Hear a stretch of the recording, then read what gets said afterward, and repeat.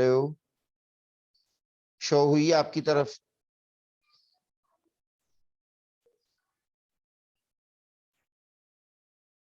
Hello hello hello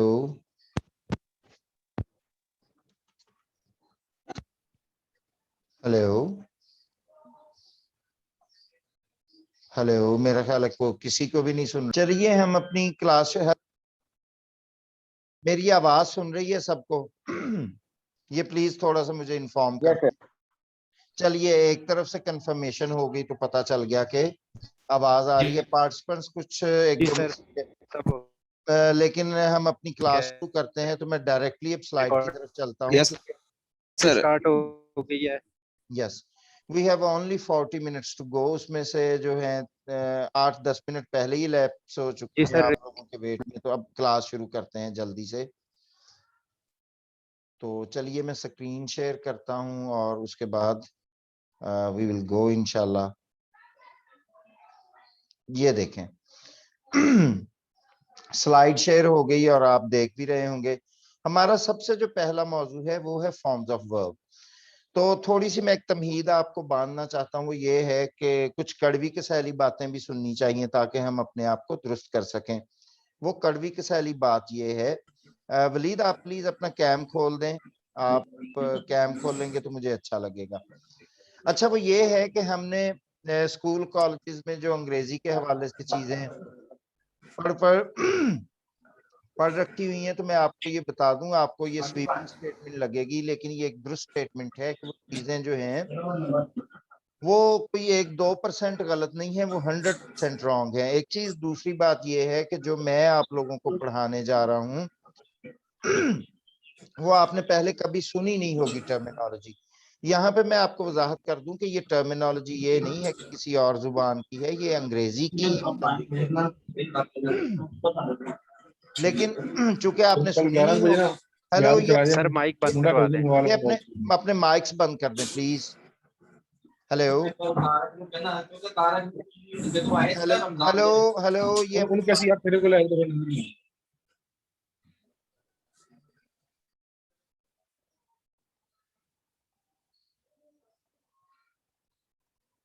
चलें चलें, mics अपने बंद रखें। अब उसमें यह है कि वो जो चीजें आपने गलत पढ़ी हुई हैं तो हमने उनको जाहिर है रेक्टिफाई हम करेंगे, दुरुस्त करेंगे। और एक चीज ये हो गई। दूसरी ये बात करने का मकसद ये था कि ये ना हो कि मैं आपको कुछ बता रहा हूं, मैं पढ़ा रहा हूं तो आपका जहन उसको स्ट्राइक करने लगे। उस स्ट्राइक से बचने के लिए जो आपका जहन करेगा, तो ये बात आपको बताना बड़ी जरूरी थी ताकि आपके जहन में ये ना है कि हमने तो ये पढ़ा नहीं, हमने तो ये सुना नहीं, हमने तो सारी जिंदगी इस तरह सुना है, तो ये अब किस तरह बातें हो रही हैं। तो इन सारे मामलात को एज इट इज, ताकि वो स्मूथली चलते रहें, आपको मेरी बात समझ आ जाए, तो ये आपने हर रोज तवक्को करनी है कि आपने पिछला जो भी पढ़ा हुआ है वो हर रोज की असाइनमेंट में वो गलत होगा और दुरुस्त की तरफ हम जाएंगे। जब तक हमें गलत का पता नहीं होता हम दुरुस्त की तरफ कभी भी नहीं जा सकते। यानी कि दुरुस्त का और गलत का जब तक हम आपस में डिफ्रेंसिएशन नहीं करेंगे तो आप खुद ही अंदाजा करें कि फिर आपको कैसे पता चलेगा कि गलत ये है और दुरुस्त ये है। जी, मेरी बात आप सबको यकीनन समझ आ रही होगी। तो आगे चलते हैं। मसलन हम फॉर्म्स ऑफ वर्ब को ही देखते हैं। तो आपने इसमें हमेशा 3 फॉर्म्स आपको पढ़ाई गई हैं थ्रू आउट। तो मैं आपको एक दिलचस्प बात बताता चलूं कि अंग्रेजी जुबान में 3 फॉर्म्स होती नहीं है। अंग्रेजी जुबान में हमेशा वर्ब की 5 फॉर्म्स होती हैं। और फॉर्म के मुतालिक आप जहन में रख लें कि फॉर्म का मतलब होता है हालत, शक्ल और हुलिया, हालत उसकी। ठीक है ना? तो यहाँ यानी कि वर्ब की 5 हालतें होती हैं जिसको आपको हमेशा 3 पढ़ाया जाता है, जिसकी वजह से गलती होती है। एक बात। दूसरी बात यह है कि हर फॉर्म जो है वो एक टिपिकली अपना फंक्शन प्ले कर रही होती है। ये बात भी आज तक आपको नहीं पता। बस आपको टीचर्स जो हैं वो वर्ब्स पढ़ा देते हैं, उनकी 2 फॉर्म्स रटवा देते हैं, अल्लाह अल्लाह खैर सल्ला, वो कुछ नहीं इसके अलावा आपको डिस्कस किया जाता है कि एक्चुअली ये क्या है। तो चलें हम देखते हैं। तो सबसे पहली फॉर्म, ये जिस तरह के आप कर्सर देख सकते हैं, इसका नाम है बेस फॉर्म। बेस फॉर्म जो है ये प्रेजेंट के लिए इस्तेमाल होती है, इसके अलावा अदर्स लिखा हुआ है, अदर्स यानी कि ये प्रेजेंट में तो इस्तेमाल होगी, लेकिन इसके अलावा भी इसके बेशुमार इस्तेमाल हैं जो इंशाल्लाह आगे जाके जल्द, बहुत जल्द वो आपके सामने एक्सप्लेन हो जाएंगे।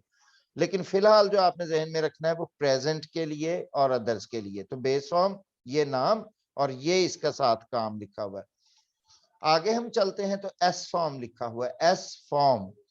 अब जब हम एस फॉर्म कहते हैं तो एक चीज आपने जहन में रखनी है कि एस फॉर्म जो है ये प्रेजेंट के लिए सिर्फ इस्तेमाल होती है, नंबर एक बात। नंबर दो, एस फॉर्म के एंड पर हमेशा एस आता है, ये देखें, ये देखें, ये देखें, इज है, इसके एंड पर भी ऐसा आया। एम और आर भी इधर ही यूज होते हैं प्रेजेंट के लिए, इसलिए उनको अलग ब्रैकेट में लिख दिया है, एक बात। दूसरी बात ये कि ये जो एस फॉर्म है ये साथ मैंने लिख दिया प्रेजेंट ओनली। यहाँ पे देखें आपको एक ब्रैकेट नजर आ रहा है, ब्रैकेट का मतलब ये है कि ये पहले ही हम पढ़ चुके कि ये प्रेजेंट के लिए इस्तेमाल होगा।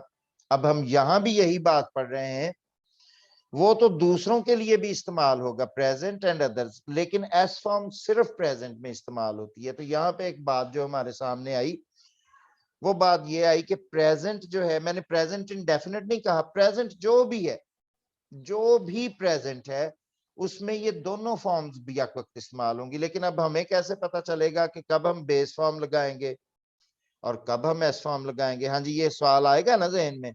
जब दो जो हैं तो उन दोनों के लगाने का कोई अलग अलग तरीका भी होगा कि कब बेस फॉर्म लगाते हैं और कब एस फॉर्म लगाते हैं। तो सबसे पहले हम इसको डिस्कस कर लेते हैं। अच्छा, अब ये जो देखें stands for the singular form, जो ऊपर मैंने आपको बताया था, and is used in present tense only. S form can be used with the following words. तो S form का जो अभी हमने डिस्कस किया कि लगेगी प्रेजेंट में, लेकिन लगेगी किसके साथ? जब ही इस्तेमाल होगा, जब शी, जब इट, जब this, that and any singular noun as he jumps.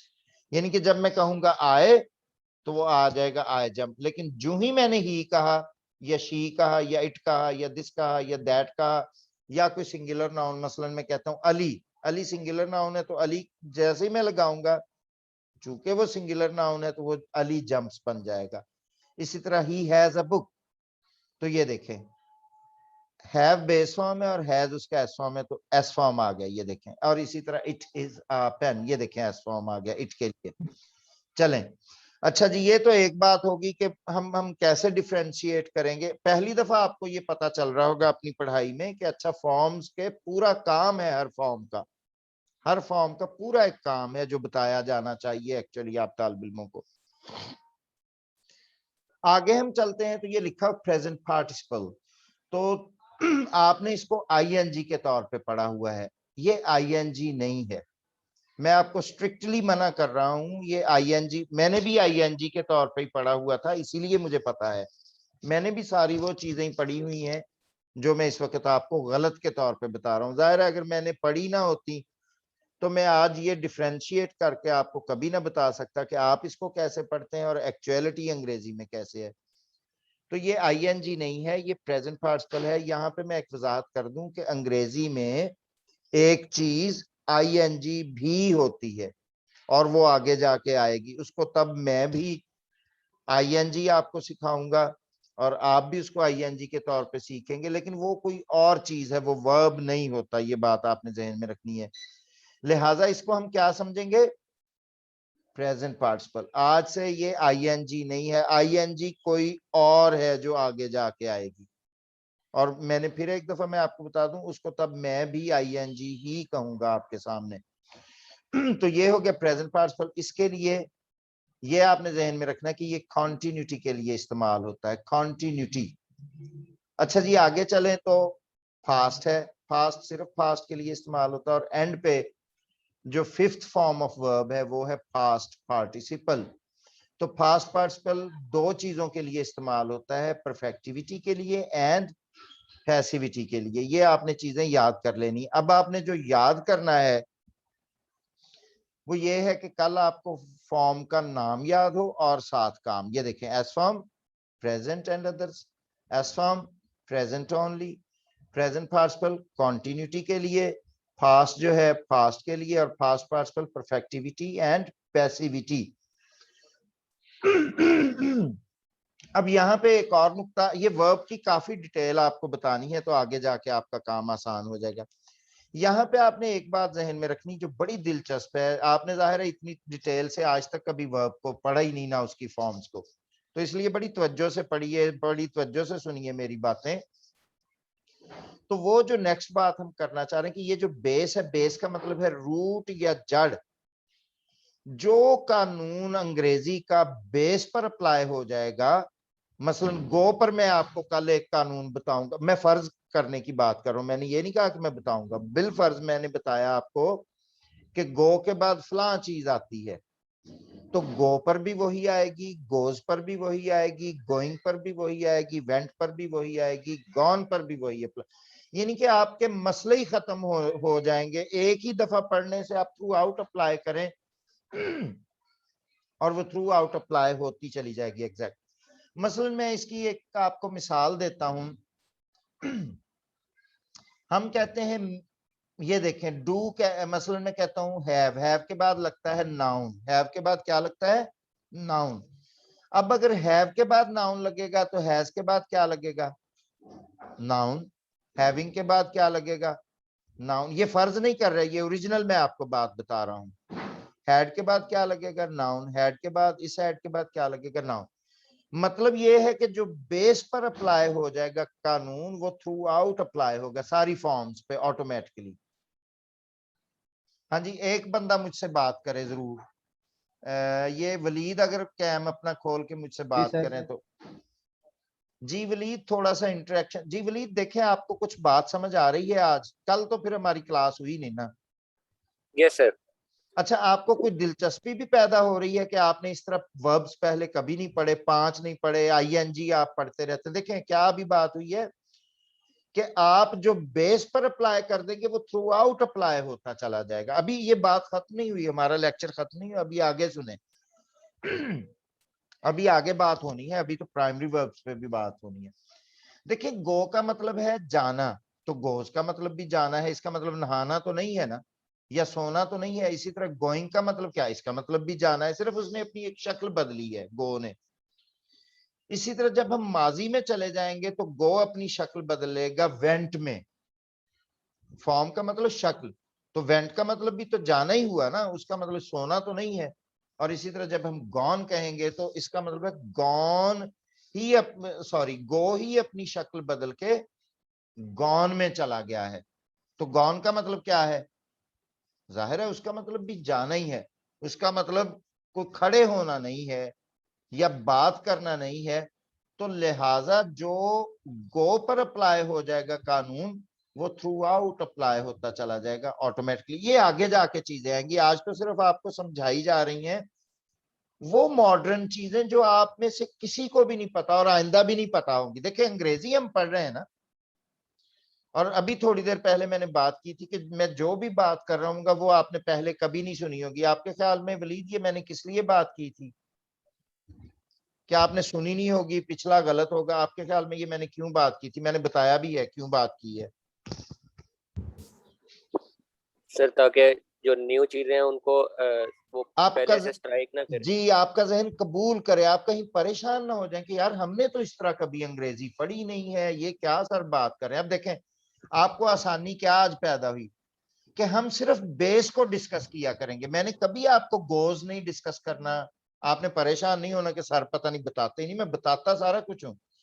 लेकिन जब मैंने गो पे बता दिया तो आपने अक्ल आपकी ये कहनी चाहिए, आपकी अक्ल को आपको बताना चाहिए भाई गोज पे भी यही लगेगा, और भाई गोइंग पे भी यही कानून लगेगा, भाई वेंट पे भी यही लगेगा, और गॉन पे भी। कितनी आसानी होगी, कितने झंझट आपके एक दफा ही खत्म होने जा रहे हैं। और इतना लंबा लेक्चर आपने वर्ब्स पे कभी सुना भी नहीं होगा। अच्छा, आगे चलते हैं। ये कुछ मैंने वर्ब्स की मिसालें दी हैं, जाहिर है वर्ब्स तो लाखों हैं, उसमें 4-5 वर्ब्स दे दिए। मैंने ये नहीं कहा कि सिर्फ यही वर्ब्स हैं, ये तो जाहिर है मिसाल देने के लिए आपको 4-5 वर्ब्स लिखे।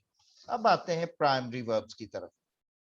ये देखें, मेरा कर्सर यहाँ पे शो हो रहा है।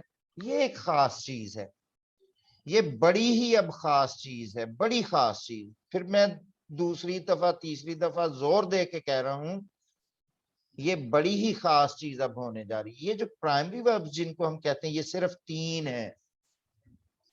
ये है डू, इसका एस फॉर्म है डज, इसका प्रेजेंट पार्टिसिपल है डूइंग, ये देखें, और पास्ट है डिड और पास्ट पार्टिसिपल है डन। इसी तरह ये हैव है, इसका एस फॉर्म है हैज।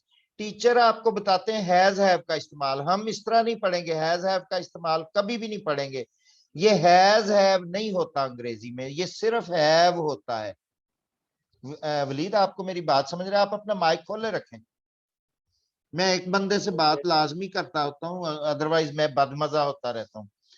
अच्छा, अब हमने इसको जिंदगी में आपको टीचरों ने क्या पढ़ाया? हैज है, मैं भी हैज है भी पढ़ा रहा हूँ, लेकिन मैं हैज हैव मना कर रहा हूँ आपको कि हमने हैज हैव नहीं पढ़ना, हमने सिर्फ हैव पढ़ना है।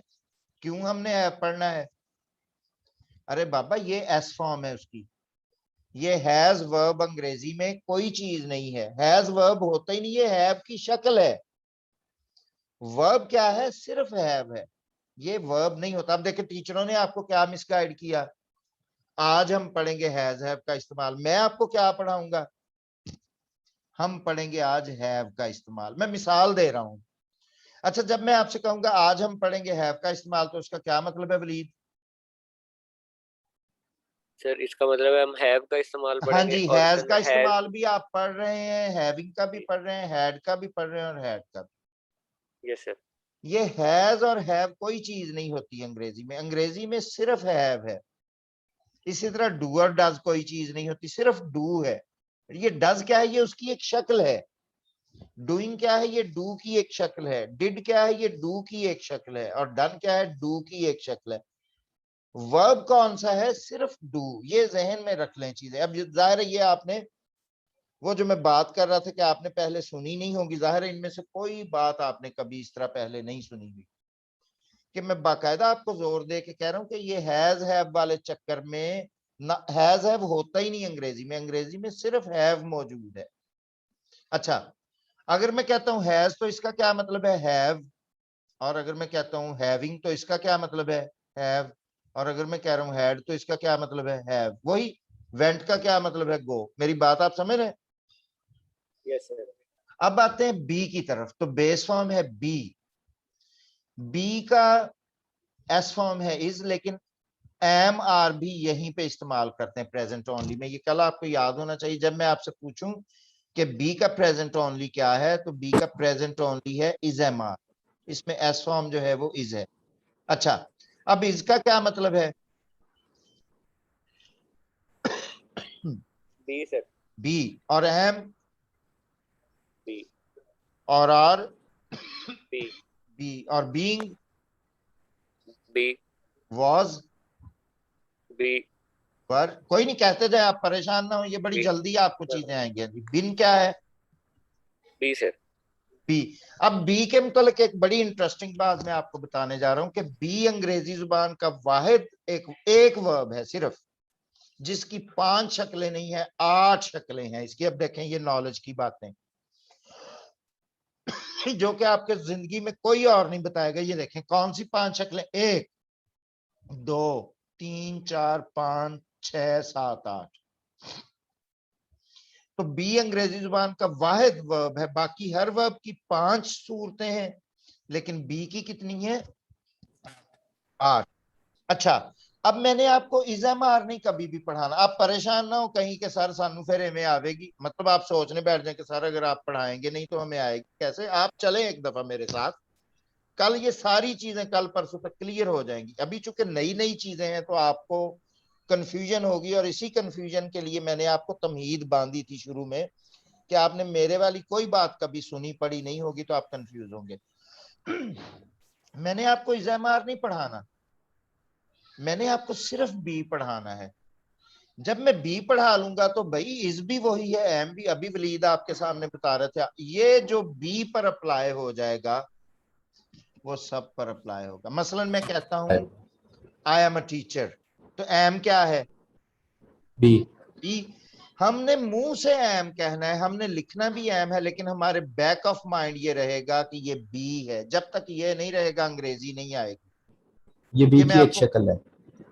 हाँ जी, बी की एक शक्ल है। जब मैं कह रहा हूं आई एम अ टीचर, तो एम मुंह से कहिए, लिखिए भी एम, लेकिन आपके बैक ऑफ माइंड ये रहना चाहिए कि ये बी का मैं यूज कर रहा हूँ। वो आगे जाके खुलेंगी ना चीजें। देखें, आपने वर्ब का इतना कभी इस्तेमाल आज तक नहीं पढ़ा होगा, इतना लंबा लेक्चर आपने लिया ही नहीं होगा, अभी बी खत्म नहीं हुआ, सॉरी अभी वर्ब खत्म नहीं हुआ। ये तो हो गई है एक बात। तो इसका मतलब है जो मैं बी के लिए आपको बता दूंगा वो थ्रू आउट ऑटोमेटिकली अप्लाई हो, बिन पर भी वही अप्लाई होगा। मसलन मैं कहता हूँ बी के बाद एडजेक्टिव लगता है, ये सही मसलन कह रहा हूँ, फर्जी नहीं कह रहा। बी के बाद एडजेक्टिव लगता है, जब मैंने बता दिया कि बी के बाद एडजेक्टिव लगता है तो इसका क्या मतलब है? इसका मतलब है इन 8 फॉर्म्स के बाद एडजेक्टिव जी, लगेगा। इज के बाद भी एडजेक्टिव लगेगा, एम के बाद भी, आर के बाद भी, बीइंग के बाद भी, वाज के बाद भी, वर के बाद भी, बिन के बाद भी। देखिए बीइंग मैं के आपको बाद मिसाल देता हूँ आपको मैं। मसलन मैं कहता हूँ ही इज टॉल। अब टॉल क्या है? एडजेक्टिव है। ही इज टॉल, तो मैंने कहा बी के बाद एडजेक्टिव लगता है। अभी मैंने आपको मिसाल दी ना, बी के बाद एडजेक्टिव। अब देखिए मैंने क्या कहा, ही इज टॉल, तो इज क्या है? Be. Be he was tall, be. अब बी चूंकि ये इसका इस्तेमाल आगे जाके आएगा, आपने परेशान नहीं होना, इसके बाद भी एडजेक्टिव ही आएगा, इसके बाद भी एडजेक्टिव आएगा। जब आएगा तो मैं आपको, जब जाएंगे हम तो वहां पे आपको समझ आएगी। अच्छा जी, अब ये 3 वर्ब्स हैं। वलीद प्लीज आप मुझसे बात कीजिए। जी सर मैं कर हाँ जी, मुझे कोई एक बंदा बात करने के लिए लाजमी चाहिए होता है, अदरवाइज मैं पढ़ा नहीं सकता। ये मेरा इशू है, साइकोलॉजिकल सर मैं कर प्रॉब्लम है। रहा हूँ। जी, मेरा मैं ये कर रहा हूँ। साइकोलॉजिकल प्रॉब्लम है।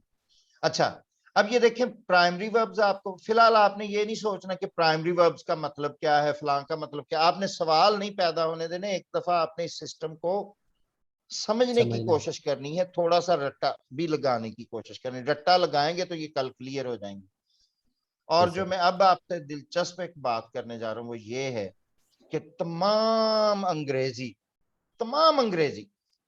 अंग्रेजी की millions and trillions of books, और उसमें मौजूद ट्रिलियंस ऑन ट्रिलियंस सेंटेंस, वो ये सिर्फ 3 है।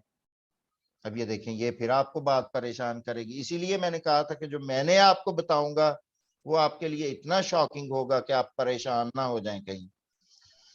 आपको अपनी बातें कबूल करने के लिए ये बात बताना जरूरी थी कि पीछे आपने जो पढ़ा है वो गलत है, जो मैं पढ़ाने जाऊंगा वो आपने सुना नहीं होगा, तो कहीं जहन परेशान ना होना शुरू हो जाए। तो एक बड़ी दिलचस्प बात हमें यहाँ पे पता चली। कौन सी बात?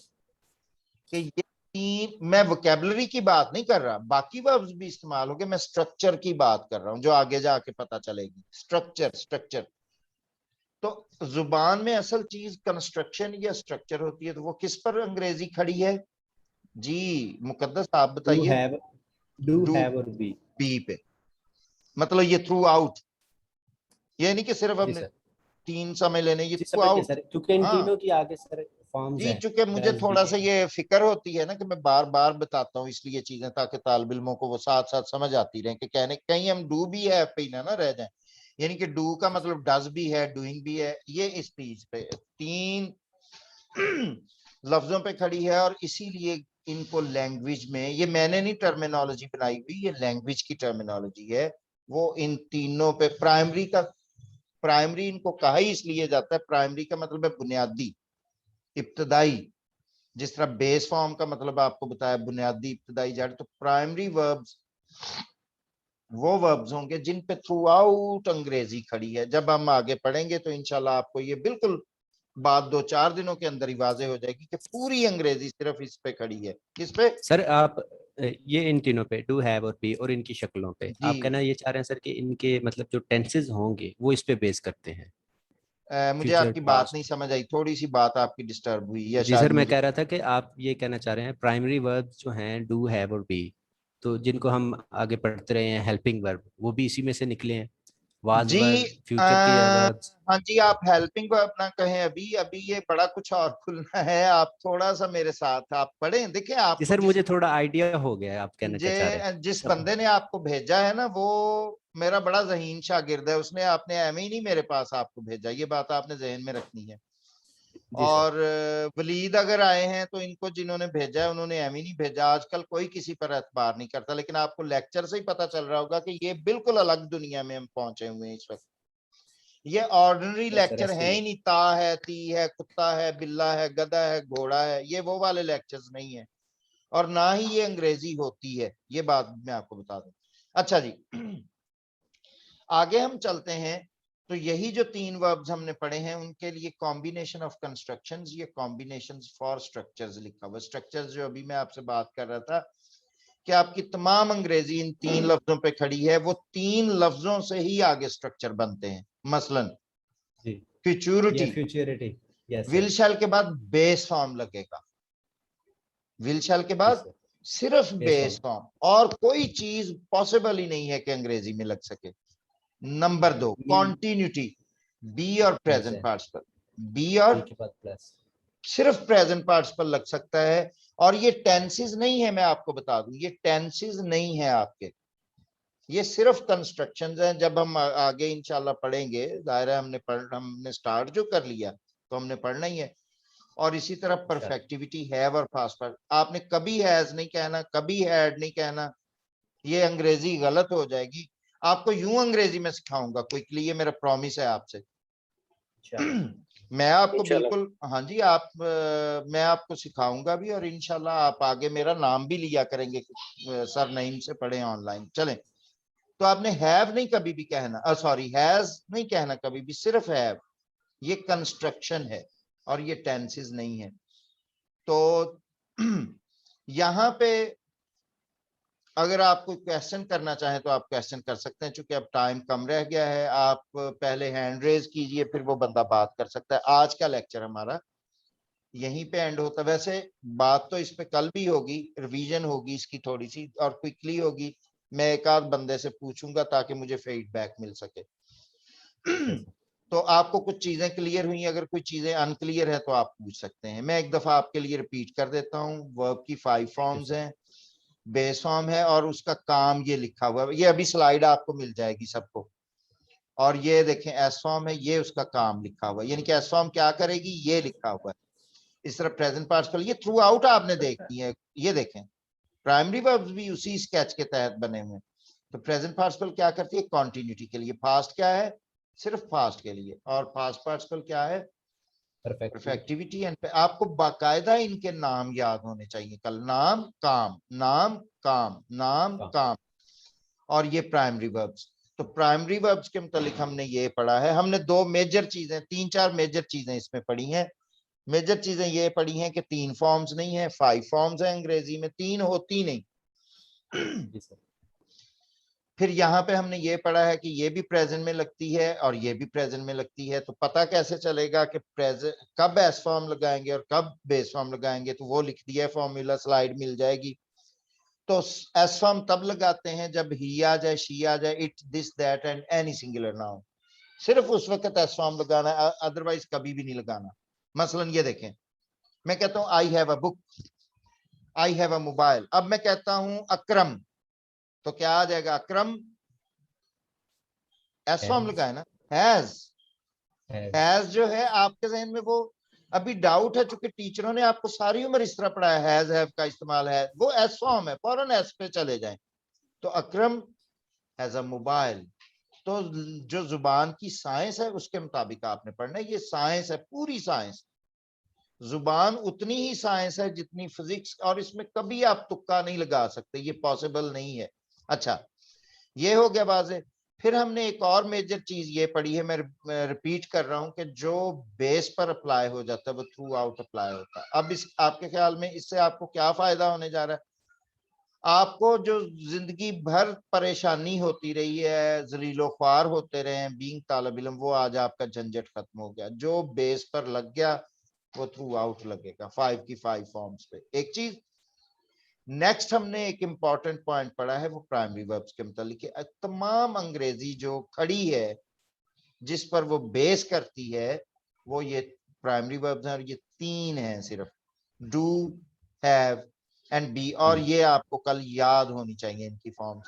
इसके अलावा हमने पढ़ा कि बी की 5 फॉर्म्स नहीं है, 8 फॉर्म्स हैं। एक चीज और अगली चीज जो मैं आपको बताना भूल गया, अब मैं बता देता हूँ, रिपीट का फायदा हो जाता है ना, वो ये है कि अंग्रेजी में सबसे ज्यादा इस्तेमाल बी का होता है। इतना बेशुमार इस्तेमाल है कि आप सोच भी नहीं सकते। अब ये भी एक आपके लिए बिल्कुल एक नई चीज है कि अच्छा यार, सबसे ज्यादा बी का इस्तेमाल होता है। आप लोगों को तो पता ही नहीं इन चीजों का कि अंग्रेजी चलती कैसे है, उसका स्ट्रक्चर कैसे है।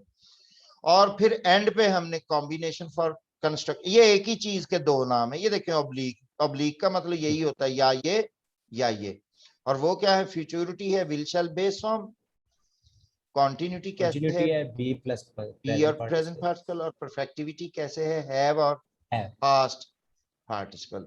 तो आज का हमारा लेक्चर जो पहला है वो खत्म होता है। उम्मीद है आपने एंजॉय किया होगा। जी सर। आपके लिए बहुत सी चीजें इसमें नहीं होंगी, आप इनको याद जरूर करेंगे, ये आपने प्रॉमिस करना है अपने आप से, मुझसे, ताकि मैं जो पढ़ाऊं आप उसके साथ इंटैक्ट रहें, इन टच रहें। तो अब मैं दी लर्नर्स एकेडमी ऑनलाइन की तरफ से आपको अल्लाह हाफिज कहता हूं। इंशाल्लाह कल मुलाकात होगी, और टाइम पर आइए ताकि हमारा लेक्चर कोई अधूरा ना रह जाए, कोई मिस ना हो। अल्लाह हाफिज, catch you tomorrow at the same time. अल्लाह हाफिज। थैंक यू अल्लाह सर। हाफिज।